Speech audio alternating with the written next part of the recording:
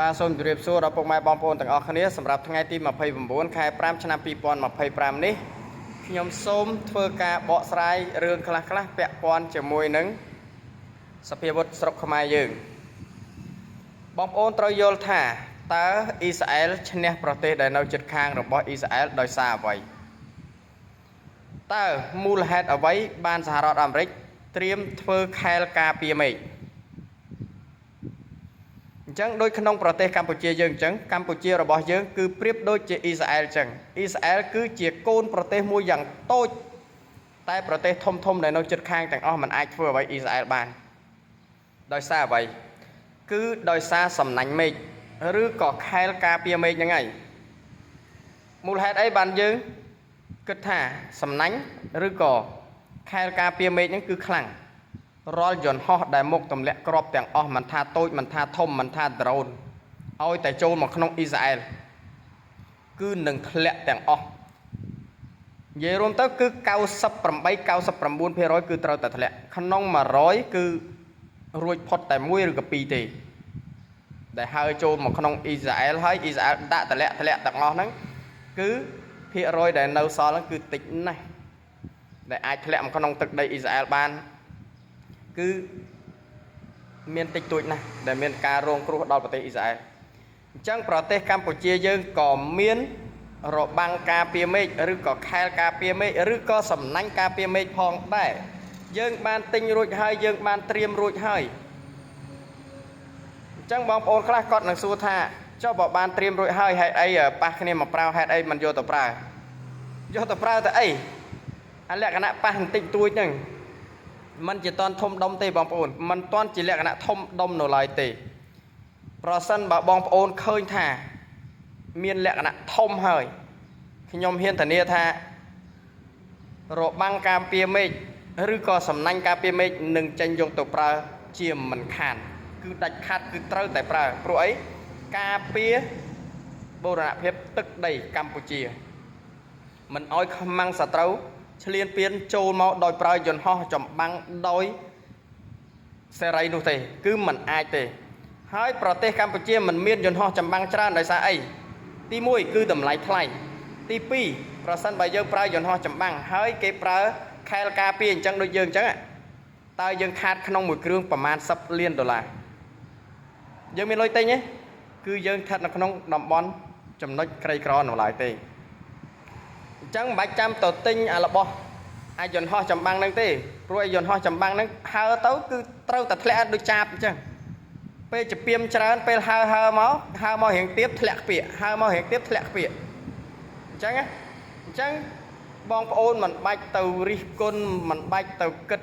ពីរឿងអីវែងឆ្ងាយសំខាន់យើងបានស្ដាប់ឮថាសម្ដេចឬក៏ថ្នាក់ដឹកនាំជួរកងទ័ពរបស់យើងគឺមានសំណាញ់ការពារមេឃពាក្យថាសំណាញ់ការពារមេឃនេះគឺសំខាន់ណាស់សម្រាប់ប្រទេសមួយ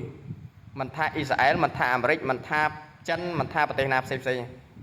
ហេតុអ្វីបានគេមិនទាន់ប្រើដោយសារមួយគ្រាប់មិនមែនថោកទេណាបងប្អូនបាញ់ចេញមួយគ្រាប់គឺមួយគ្រាប់គឺលុយមួយគ្រាប់គឺលុយអញ្ចឹងអ្វីដែលយើងអាចនៅផ្សះផ្សាបានយើងផ្សះផ្សាសិនទៅ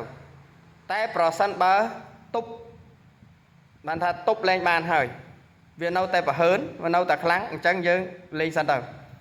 ឡូវនេះគឺរៀបចំរួចអស់ហើយបងប្អូនតាមព្រំដែនជួរព្រំដែនគឺរៀបចំរួចជាស្រេចចាំទទួលរួចជាស្រេចហ្មងឲ្យតែវាហ៊ានក្អកឲ្យតែវាហ៊ានព្រុសដឹងតែត្រូវហើយបងប្អូនចាំមើលហើយប្រសិនបើវាហ៊ានមែនគឺកិច្ចអត់ផុតទេហើយសារនេះមិនដូចសារមុនទេសារនេះគឺជួបរឿងល្អមើលហើយបងប្អូនគឺមិនដូចឆ្នាំ2008និង2011ទេគឺខុសពីឆ្នាំ2008និងឆ្នាំ2011គ្រឿងខាងក្រោមយើងមានតិចតែគ្រឿងការពារយើងមានច្រើនអាហ្នឹងគឺសំខាន់ណាបងប្អូនចូលមកគឺចប់ចូលមិនរួចបានថាចូលមកដល់ព្រំដែនធ្លាក់ខ្ពាកចូលមកដល់ព្រំដែនធ្លាក់ខ្ពាកអញ្ចឹងវាមានប្រមាណគ្រឿងយ៉ាងច្រើនអស់ច្រើនថា500គ្រឿងឬក៏1000គ្រឿងចឹងហើយចុះបើធ្លាក់អស់1000គ្រឿងបានអីយកមកហោះកាត់ប្រទេសយើងទៀតបានអីហោះមកយកមកទម្លាក់នៅប្រទេសយើងទៀតគឺมันអាចទៅរួចទេហើយអាក្របបាញ់ពីក្រោមឡើងទៅលើនោះគឺវាតម្លៃធូរជាងអាពីលើចុះក្រោម ពីលើចុះក្រោមធ្លាក់មួយគឺរាប់សិបលានដុល្លាររាប់រយលានដុល្លារបងប្អូនណាអញ្ចឹងប្រទេសកម្ពុជាយើងទិញរបស់ការពារនៅផ្ទៃអាកាសគឺអត់ខុសទេគឺត្រូវ 100% គឺ 100% គឺត្រូវអត់ខុសទេព្រោះអ៊ីស្រាអែលគេធ្វើអញ្ចឹងតែសម្រាប់សភាវុធខាងក្រោមគឺគេមានតិចបំផុតអ៊ីស្រាអែលតែហេតុអីបានប្រទេសនៅជុំវិញអ៊ីស្រាអែលមិនអាចធ្វើអីអ៊ីស្រាអែលបានដោយសាររបាំងការពារមេឃដោយសាររបស់អស់ហ្នឹងបានអាចការពារប្រទេសគេបានអញ្ចឹងបងប្អូនទាំងអស់គ្នាគួរយល់ដឹងឲ្យជ្រៅជាងនោះទៅទៀតហើយប្រទេសកម្ពុជាយើងក៏មានដែរមានស្រដៀងនឹងអ៊ីស្រាអែលហ្នឹងហើយយើងមានច្រើនដូចគ្នាហើយយើងបានត្រៀមរួចរាល់អស់ហើយបើគេហ៊ានភ្លើបើគេហ៊ានបន្លំបើគេហ៊ានលេងមុនគឺយើងដាក់ទៅហើយថ្ងៃមុនហ្នឹងដល់ចៃដន្យទេបានថាយើងពលីជីវិតម្នាក់ហ្នឹងគឺបានថាចៃដន្យទេអានេះជារឿងចៃដន្យដែលយើងភ្លេចខ្លួនដែលយើងនឹកស្មានមិនដល់បានន័យថាយើងជឿលើគេពេកបើសិនជាយើងអត់ប្រហែសហើយដោយអត់ជឿចិត្តពួកសត្រូវពួកយើងត្រូវអត់មានបញ្ហាទេអ្នកដែលបញ្ហាគឺពួកវានឹងឯងតែនេះដោយសារបានថាការធ្វេសប្រហែសមួយផ្លែតទេបានកើតជារឿងនឹងកើតឡើងអញ្ចឹងវគ្គនេះគឺគ្មានការធ្វេសប្រហែសទៀតទេវគ្គនេះចរចាគឺត្រូវតែមានកំភ្លើងទៅហើយវាមិនដែលចរចាអត់មានកំភ្លើងទេហើយបើទៅចរចាក៏ទៅចរចាម្នាក់ពីរនាក់និយាយគ្នាហើយបើសិនជាលឺសូរដួងក្តាំងក៏នៅតែកិច្ចបំផុតពីយើងការពារដូចគ្នា